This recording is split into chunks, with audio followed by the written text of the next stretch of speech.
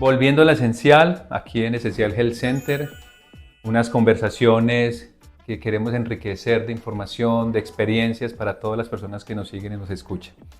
En este momento queremos conversar con todos ustedes un tema que es muy sensible y más a partir o después de durante y después de la pandemia. Es un tema que es mucho más sensible para toda la ciudadanía, para todas las personas, de todas las edades, que es el tema de salud mental.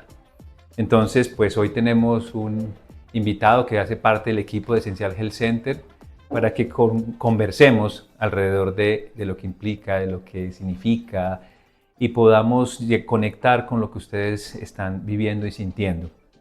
Entonces, pues bienvenido Hugo Ceballos, él es psicólogo, de una maestría en psicoterapia y pues hombre, bienvenido a este espacio de Volviendo a lo Esencial. Muchas gracias, Andrés, qué bueno que vamos a hablar hoy de salud mental. Vale. Entonces, hablamos un poquito el tema de pandemia, desde tu perspectiva. ¿Qué fue lo que sucedió durante la pandemia, esas vivencias que tuvimos las personas de encerramiento obligado, cosas que no esperábamos? Hemos coartar de un momento a otro la libertad, los hábitos, el trabajo, la expectativa, los proyectos de vida, etcétera, y un después. Según los datos de la OMS, pues obviamente se dispararon asuntos relacionados con la salud mental, ansiedad, depresión, ideación suicida, cansancio, etcétera, etcétera. Desde tu perspectiva, ¿cómo has visto este escenario de la salud mental durante y post pandemia? Bueno, la pandemia definitivamente fue una crisis y toda crisis tiene unas consecuencias tanto positivas como negativas. A nivel de consecuencias negativas, entonces podemos encontrar el impacto que puede haber tenido el aislamiento sobre las estrategias de regulación que nosotros generalmente tenemos, sobre la vinculación, que es un elemento fundamental para la salud mental, sobre todo los otros impactos que puede haber tenido en términos de proyectos personales, de sueños, de objetivos y de planes truncados y frustrados. Todos estos impactos y todas estas crisis tienen unos impactos significativos sobre la salud mental, que generalmente nosotros lidiamos con esto, pues activando nuestras redes de apoyo. Y en la pandemia, digamos que por el aislamiento fue más difícil acceder a este tipo como de ayudas con los amigos o con los profesionales.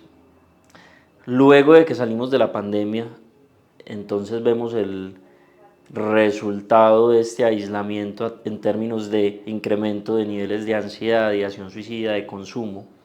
Al nosotros no poder ir como a activar estos elementos de apoyo, se incrementan mecanismos de regulación emocional más perjudiciales como el consumo, ¿sí? Como hábitos perniciosos para la salud, y luego eso es lo que vemos nosotros post pandemia y son las personas que llegan después a consulta. Ya, hablemos o profundicemos un poquito ahí porque, pues, definitivamente y aprovechando pues que Hugo también es la persona que aquí en Esencial Health Center acompaña a los jóvenes, hombres, mujeres, adultos, etcétera, en asuntos de algún tipo de adicción. Eh, Cuéntanos un poco cómo es esa relación entre lo que sucede o de qué manera influyó la pospandemia en el tema de salud mental y cómo lo que empiezas a narrar también la adicción busca cierto equilibrio o al menos una respuesta y posiblemente también han aumentado las adicciones. ¿Es para qué? Pues para que tengamos como una luz, ¿cierto?, de comprensión y con ello pues empezar también a resolverlo. Digamos que hay unos mecanismos básicos que están en la base de la adicción. Cuando una adicción se desarrolla, generalmente la raíz del desarrollo de esta adicción es que empezamos a usar la sustancia como un mecanismo de regulación emocional. De regulación, ok. ¿Sí?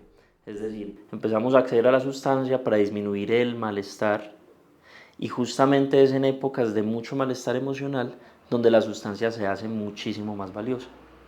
¿Sí? Como probablemente la adicción para varias personas implicó el aumento del malestar emocional, entonces el buscar el refugio, el escape a través de sustancias como el licor, la marihuana y otras, se convirtió entonces, digamos, se dispararon esas tasas de consumo. Luego de que salimos de la pandemia y de este encierro, entonces esas tasas de consumo siguen elevadas, ese malestar por haber perdido sueños, proyectos, etcétera, se eleva y el consumo entonces también se sigue disparando.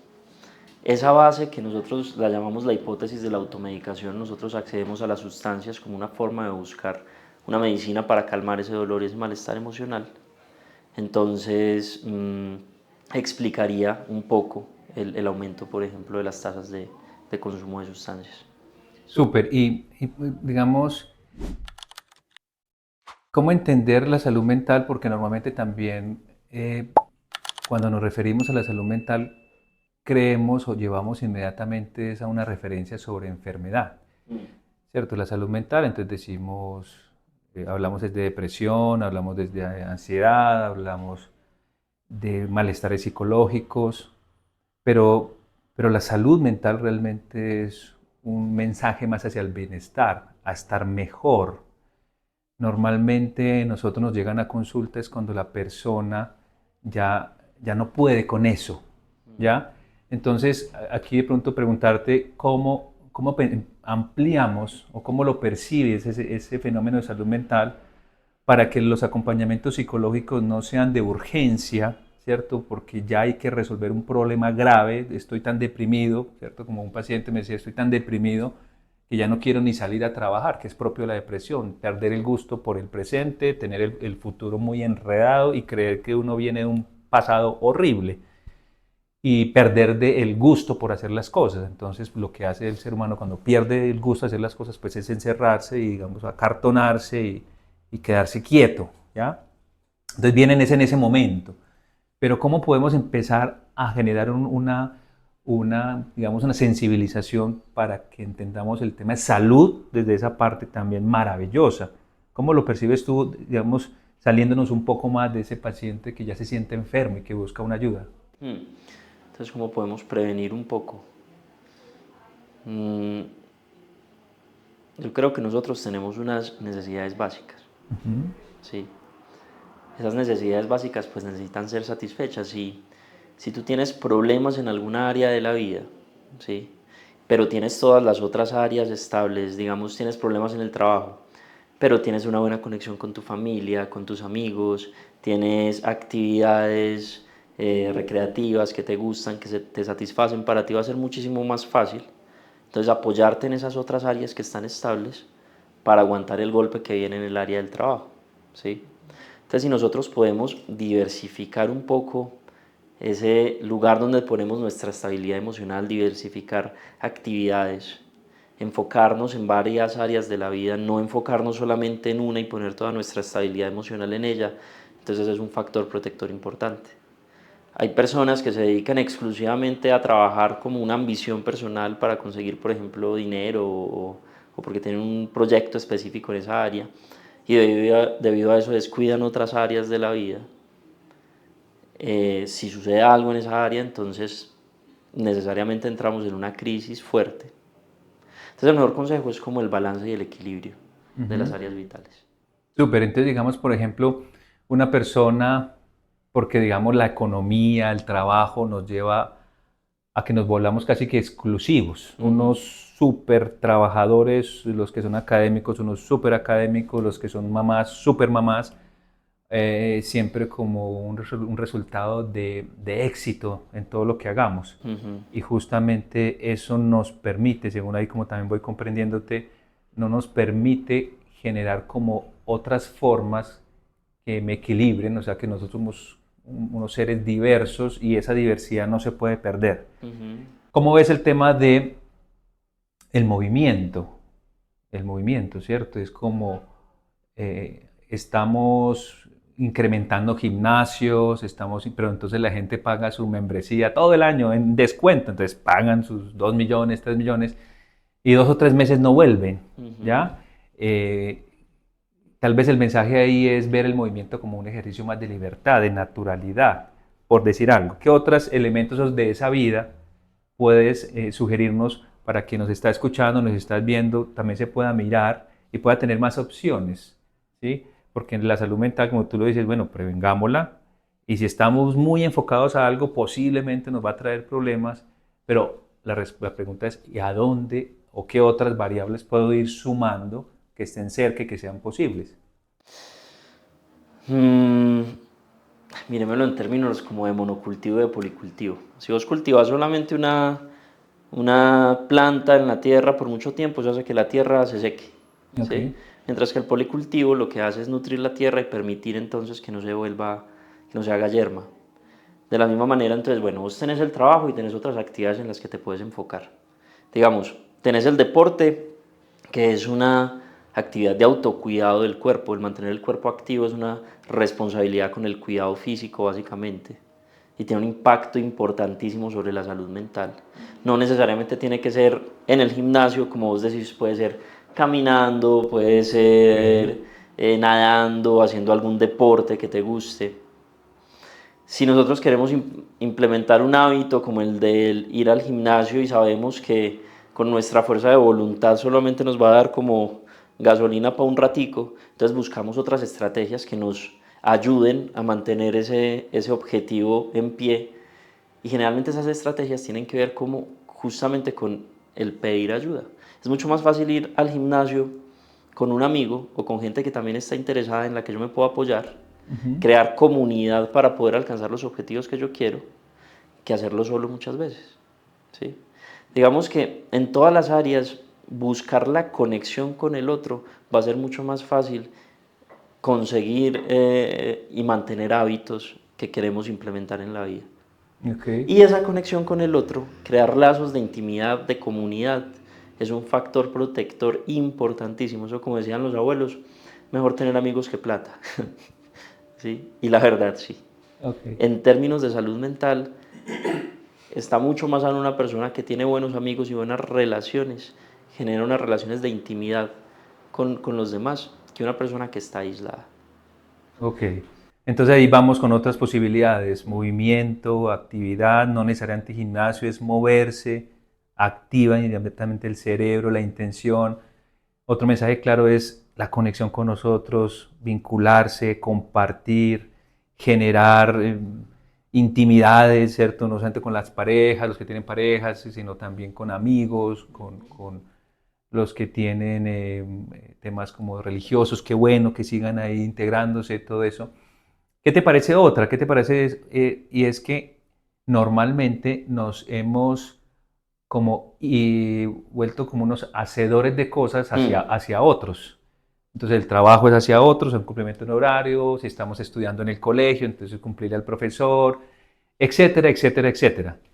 Y hay algo que posiblemente también hemos perdido, es el tiempo o los momentos para a nosotros mismos darnos cosas. Ujú. Que ahí está un tema como de creatividad. El ser humano cuando está creando, su cerebro, su emocionalidad está estable porque está desarrollando. Entonces, ¿cómo lo ves porque para algunos es un asunto como espiritual, entonces lo ven, lo sacan así como que yo no soy nada de esas cosas, pero cómo dar un mensaje sobre ese tiempo propio como un propulsor a la salud mental? Hablamos un poquito del tiempo de ocio, de recreación, de intereses y de hobbies. Mm, ¿Sí? Que mira que escapa muchas veces de la lógica de la productividad y de la lógica de tener que ser bueno en algo. ok. Lo rico de los hobbies es que justamente te llenan de satisfacción sin necesidad de que vos tengas que ser el mejor en lo que haces. Muchas veces uno de los obstáculos para alcanzar la satisfacción en las cosas que hacemos es la misma presión que nosotros nos metemos para poder hacerlas. ¿Sí? Ay, en mi trabajo tengo que ser el mejor entregando esto, tengo que ser el más productivo, el más eficaz, ¿sí? Esto tiene que quedar perfecto. En cambio, en la lógica de los hobbies y de los intereses, uno lo hace simplemente porque a uno le gusta hacerlo. No necesariamente tiene que involucrar el tema del dinero ni el reconocimiento, que a veces, como te digo, es un obstáculo para alcanzar la satisfacción, sino que vos lo haces porque a vos te gusta. Lo haces porque te gusta y además si son hobbies compartidos con otras personas que tienen los mismos intereses, entonces tiene también un doble impacto importantísimo sobre tu salud mental. Genera lazos, te da satisfacción, incrementa tus niveles de satisfacción en el día a día y eso incrementa y tiene un impacto positivo significativo sobre los niveles de satisfacción vital en general. Es bien importante y muy importante el tiempo de ocio. Investigar y explorar nuevas actividades en las que tal vez nunca me haya interesado, porque ahí puedo descubrir un potencial que antes no pude haber conocido, ¿sí? Ujú. Por ejemplo, Y en tu caso, por ejemplo, ¿qué haces de ocio? me encanta, estoy en la época de salir a subir cerros, entonces estoy en la época de estar muy involucrado como con el deporte y con la actividad física, ¿sí? Ujú. Me gusta también bastante el yoga, ¿sí? Que es una actividad que disfruto. Los juegos de mesa con los amigos es algo que me parece delicioso y maravilloso, ¿sí? Y mira que es tiempo que a mí no me está dando dinero, ni que está enfocado en ser productivo o en tener un resultado, porque pues, ¿qué resultado quiere uno cuando está jugando uno? O cuando está Ganarle al jugando, amigo. sí. Uno se está divirtiendo, está pasando rico, ¿sí? Está invirtiendo su tiempo en sonrisas, en alegrías, en conexión con el otro. Y eso al final es lo que genera un impacto súper significativo sobre la salud mental. Entonces los hobbies son importantísimos para la salud mental, el tiempo de ocio bien invertido y en conexión con los demás. O individualmente también, ¿sí? Sacar ese tiempo para hacer actividades que a uno le gusten. Pintar es una actividad deliciosa.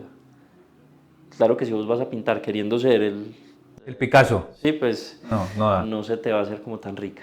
O sea, el ocio como no un acto de logro, como está toda la cotidianidad, sino como un acto muy esencial, propio, individual, que me conecte con las emociones y eso. Hay muchas veces que pasa, y las investigaciones hablan que más del 50% de personas están en una actividad laboral que no les gusta. Entonces ustedes imaginen estar 8 horas, 9 horas, 7 horas, las que sean, en el trabajo no de los sueños, el que le tocó, el que le correspondió, lo que sea, eh, pues obviamente su salud mental va a estar afectada. Va a haber una tensión psicológica muy alta porque va a estar en una frustración permanente. Ahí de pronto lo que me llega es, porque no se trata, muchos dirán, no, pero yo tengo que mantener a mi familia, tengo deudas, tengo, no sé, cantidad de responsabilidades, no puedo salir del trabajo.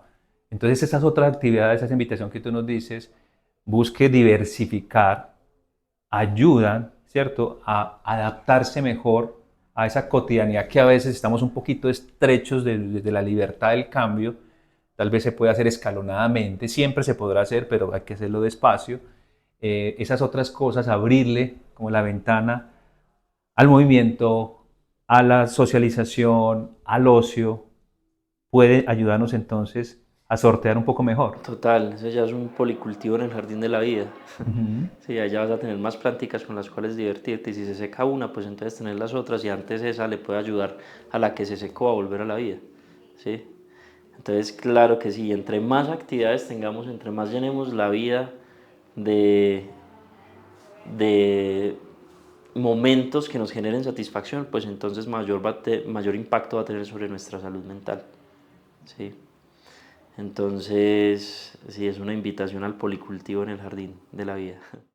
Ahora toca es identificar qué tipo de jardín queremos, ¿no? Sí. Vale, hay una... Ah, y otra cosa, Sí, no fijarse mucho en el jardín del otro, sino concentrarse en el del uno, en el de uno. que sus propias flores son, Sí, son hermosas. sí, sí.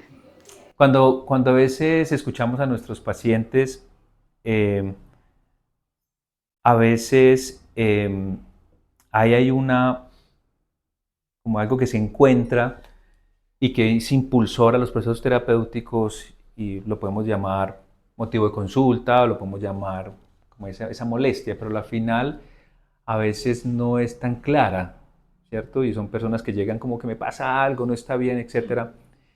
Y parte del proyecto terapéutico es empezar a desarrollar, algunos le llaman proyecto de vida, otros llaman intención, otros llaman, ¿cierto? El por qué estamos aquí, para dónde vamos, Ujú. ¿ya?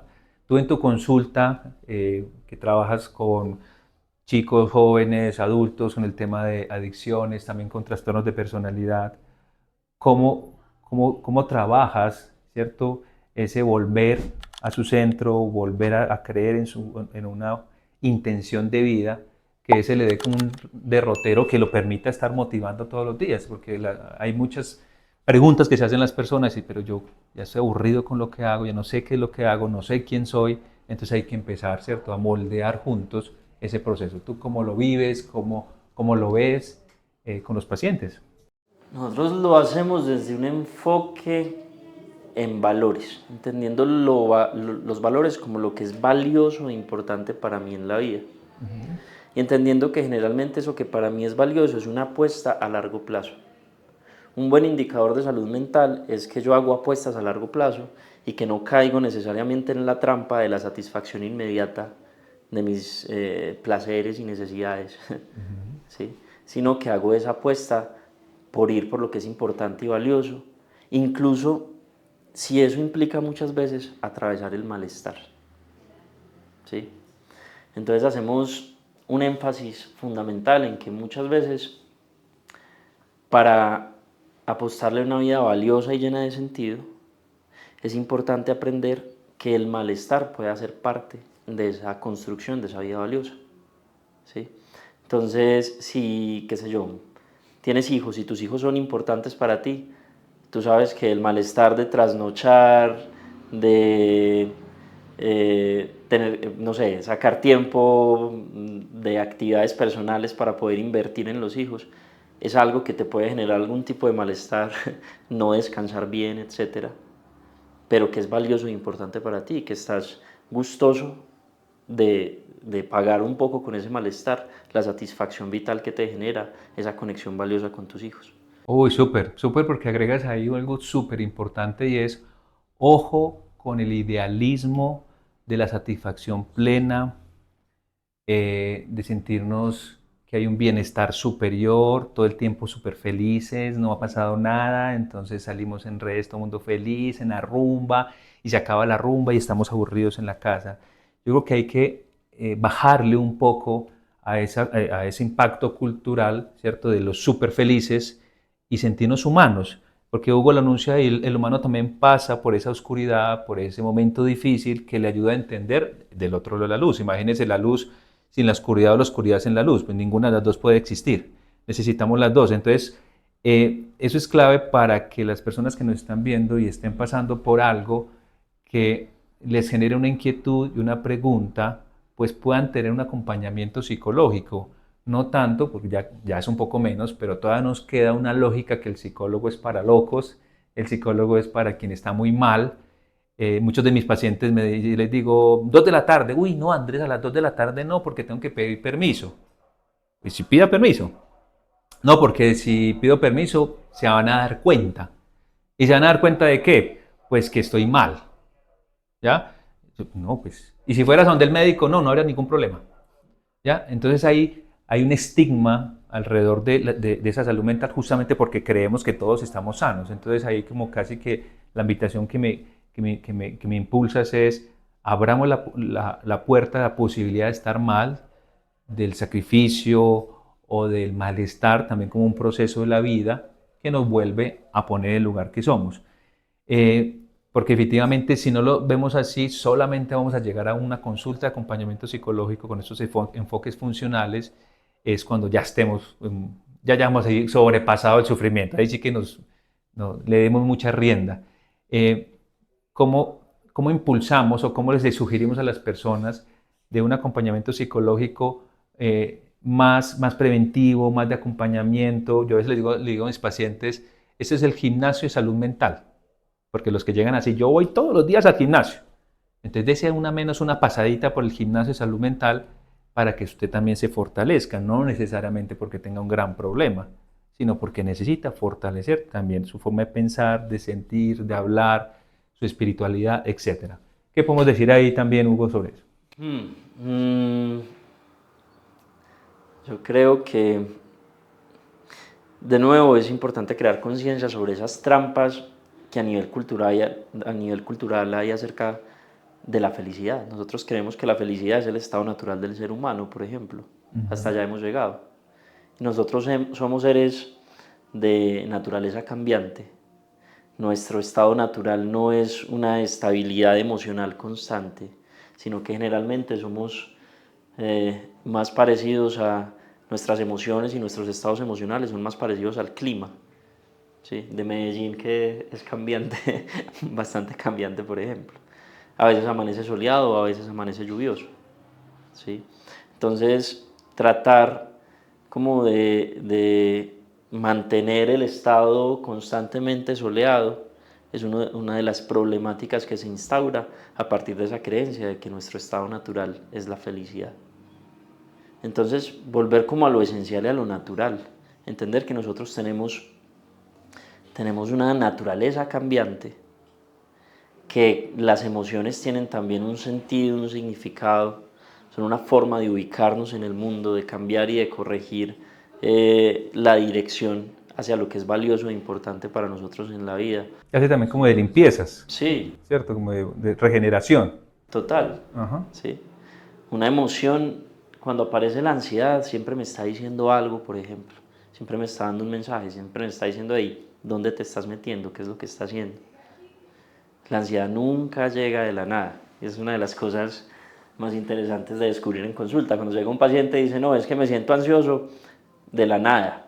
Y ya después de uno hacer la indagación, entonces uno se da cuenta, ah, mira, es que estás teniendo conflictos en esta área de la vida, en las relaciones. Es que tienes dificultades a la hora de establecer límites.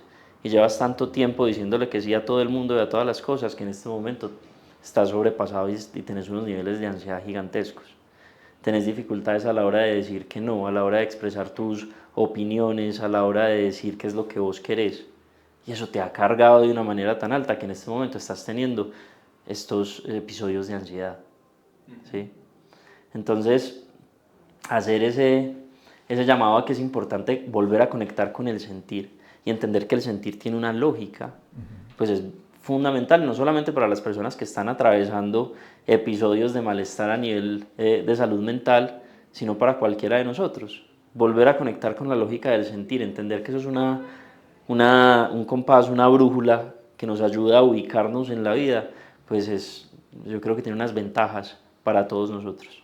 O sea que un mensaje ahí clave es: salud mental no es igual a felicidad, salud mental no es igual a plenitud, perfección, todo el mundo sonriendo, todo el mundo nos queremos, ¿no?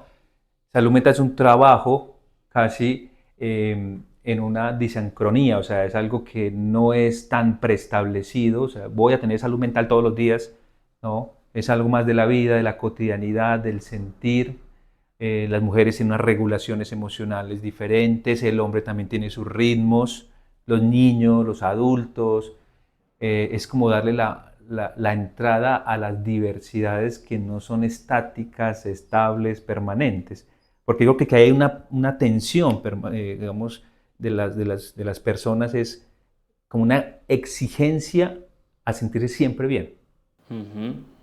Algo así. Sí, salud mental tiene más que ver con la flexibilidad, la capacidad que tengo yo de adaptarme a las situaciones que aparecen en la vida, persistiendo en mantener una dirección valiosa e importante, persistiendo en apuntar hacia los valores personales, ¿sí?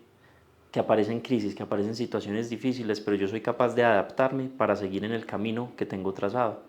Por eso es bastante importante en terapia conectar con ese tema de la construcción de sentido y de camino, conectar con esos objetivos valiosos a largo plazo, con esas pequeñas utopías personales. ¿Sí? Perfecto, muy bien, súper. ¿Qué pudiéramos decirle a las personas que nos escuchan y nos ven? A veces los tips en salud mental, pues sí, son recomendaciones, a veces no son tan genéricas, pero si nos pudiéramos lanzar, como decir, algunas ideas transversales, ¿ya? De cómo ponerle atención a eso y, digamos, empezar en casa, en la cotidianidad, como escalar ese aprendizaje alrededor de la salud mental y que ya después, si se siente y se quiere, como yo le digo a mis pacientes, si quiere, pero también si siente. Muchos dicen, yo sí quiero una terapia psicológica, yo sí quiero. Y lo siente. No, no es el momento. ¿Ya? Entonces, en esa cotidianidad de las personas, ¿qué sugerencias podemos agregarle para esa naturalidad del vivir, en ese a veces caos o a veces desequilibrios? Revisar bien a dónde está apuntando la brújula. ¿Cuál es tu norte personal? Yo creo que ese es tampoco estoy acostumbrado como a dar tips en general, pero yo creo que ese es Uno grueso. un consejo importante. Sí. ¿Sí? Es un proceso que a todos nos toca de revisar hacia dónde queremos que la vida vaya, de qué queremos que se trate este libro que estamos escribiendo día a día. ¿Sí? Hacerse esa pregunta de, bueno, si a mí me hicieran una entrevista a los 90 años para preguntarme de qué se trató mi vida, cómo me fue con los amigos, cómo me fue con la familia, cómo me fue con los hobbies, los intereses, el trabajo, ¿qué me gustaría responder en esa pregunta? ¿Sí? Que tuve muchos amigos, que conocí lugares, que conocí muchas personas, que me llené de experiencias, de amor, de cariño, o que estuve muy aislado, que me dediqué al trabajo, a conseguir solamente dinero, o que me dediqué solamente a esta área. Cada uno tiene como su respuesta de lo que anhela se trate su vida. Entonces, conectar un poco con el sentido y con la dirección valiosa, hacerse esas preguntas de hacia dónde quiero que se dirija mi vida, de qué quiero que se trate esta película, en la cual yo soy actor, director y guionista al mismo tiempo. Entonces es un tipo, es un consejo, okay. Sí, que me parece importante. Yo te agregaría otros dos, y es muy conectado hacia ese propósito, y yo le agregaría uno, y es para atrás, saber de dónde venimos, saber cuáles son nuestros digamos, pensamientos que traemos del pasado, de nuestra crianza, saber, porque el libro que tú dices que vamos a leer en el futuro, pues también dependerá mucho de aquello que posiblemente no tenemos muy claro, de ese libro de nuestro pasado, y no solamente el pasado inmediato, sino de para atrás. Ahí viene mucha información que nos puede servir. Otra sugerencia puede ser también, ojo con esta maravillosa modernidad que trae cosas espectaculares, pero también nos trae a ser unos, no solamente directores de orquesta, sino además de ser director de orquesta, tocar todos los instrumentos. ¿Ya? Entonces hacer esto, hacer esto, hacer esto, hacer esto. Esta fama de que hoy día somos multitareas, tengamos precaución con eso, porque el cerebro humano, si bien tiene unas ciertas capacidades de pensamiento en paralelo, pero realmente seguimos diseñados desde nuestros principios a ser más secuenciales. ¿Listo? Entonces, cuando agregamos muchas cosas, cuando agregamos al mismo tiempo Facebook, Instagram, y estamos viendo aquí el WhatsApp, y al mismo tiempo estamos viendo la televisión, y estamos estudiando aquí, pues nuestro cerebro está sobreestimulado. Entonces, precaución en qué tanto necesitamos tener tantas cosas al mismo tiempo. Otro proceso importante, el contacto con el presente. ¿Sí? Como vos decías, a veces estamos haciendo una actividad y pensando en la que sigue. Entonces estamos en el trabajo pensando en las vacaciones, y en las vacaciones pensando en volver al trabajo. Entonces llegar a poder disfrutar el momento presente, lo que estoy haciendo. Hay muchas herramientas, está el mindfulness, la meditación, la atención consciente en lo que estoy haciendo en el presente. Digamos, es una medicina bastante importante, y es un indicador de esa flexibilidad en la salud mental que nos ayuda muchísimo. Hugo lo dice hace un momentico, estamos totalmente convencidos que esto es de proceso, esto no es de una revista, 5 tips para salud mental, no, eso es un proceso. Por eso lo que hacemos aquí en Esencial es acompañar un proceso, y donde cada persona, dependiendo de su vivencia, de su historia, sus expectativas, su cultura, etcétera, pues tendrá una forma diferente de volver y reconectar con esa diversidad de lo que implica las emociones, la vida, etcétera, sobre salud mental. Gracias por conversar, gracias Hugo por estar aquí, a todos por acompañarnos. Los invitamos a que nos sigan en nuestras redes sociales, Instagram y YouTube, como @Essential Health Center, y ahí pues vamos a seguir disfrutando todos, aprendiendo todos. Si tienen otros temas que quisieran que abordemos, pues simplemente lo escriben abajo. Hugo, ¿cómo te podemos seguir también a ti? En Instagram me pueden encontrar como @psicoterapia. Psicoterapia. Sí, ahí nos vemos. Muchas gracias entonces, Andrés, también por esta conversación. Gracias a ti. Chao, chao. Hasta la próxima.